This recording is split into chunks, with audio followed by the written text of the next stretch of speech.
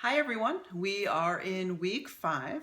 I hope that you were able to take advantage of a slightly lighter course load last week during week 4 so that you can continue moving forward with your formal and informal assessments.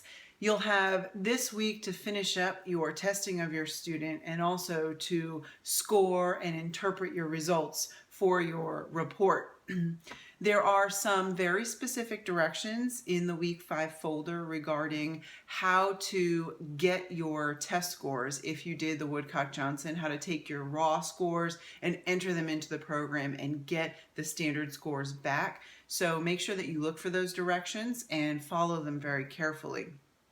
Our discussion board this week will actually give you some practice on interpreting formal test scores. So if you're feeling a little uneasy about this part of the project, the discussion board has been designed to kind of give you the opportunity to practice and collaborate with your course mates regarding interpretation of scores and providing recommendations before you actually go off and do it on your own with your own students' test results.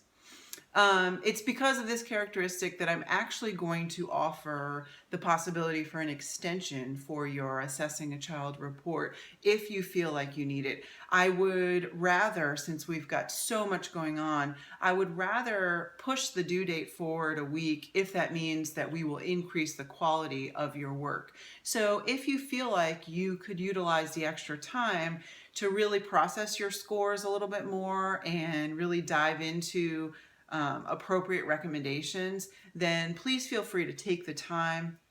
But I will need you to let me know what your plan is. So in Grade Center, I would like you to either upload your assignment if it is in a good place and you feel like you're ready to do that, or in Grade Center where you would have uploaded your assignment, please upload a little note that says you're going to take advantage of the extension.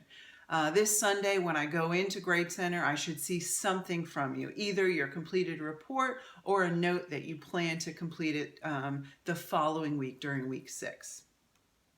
Real quick before I finish up, I do want to bring up a common discussion regarding informal reading assessments.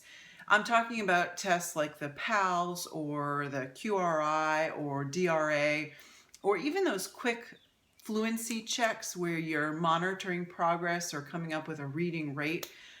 In my opinion, I'm not hearing enough discussion in the academic world, in the special education world, regarding the use of fiction versus nonfiction text.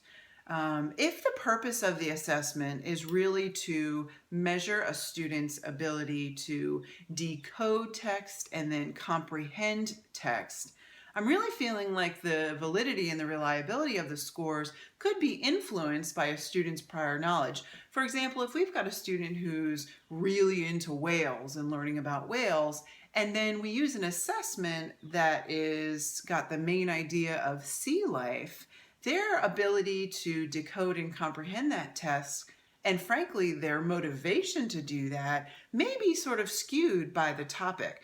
The same thing would be true if we're looking at texts that are based in historical fiction.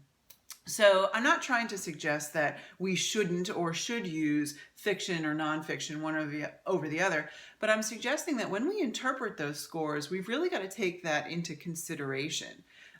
We may see that a student scores on nonfiction text are more elevated than they are on fiction text, and that may be because of their prior knowledge and their motivation. The QRI, for those of you who are familiar, actually offers a fiction and nonfiction text at each level. And the idea there is to sort of compare and contrast and find some patterns in those assessment scores. So if you've used these assessments for your project, I don't want you to feel like you did anything wrong or right, but I want you to mention this when you analyze the scores and consider if that plays a part in your students' total package of their abilities. Please let me know if you need anything. I'm here to help you. And again, I'm requesting that you upload something into Grade Center by this Sunday regarding your comprehensive report. So if you'd like to take that extra time, please do so. There'll be no penalty. Just make sure that you get it in before the end of week 6. Thanks so much.